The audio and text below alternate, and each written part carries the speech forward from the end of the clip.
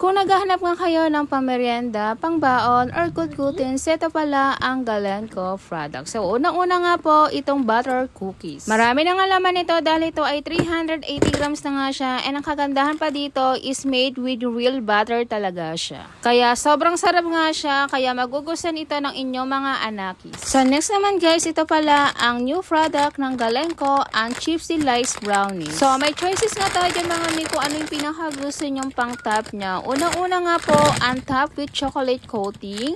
So, meron din yung white chocolate coating.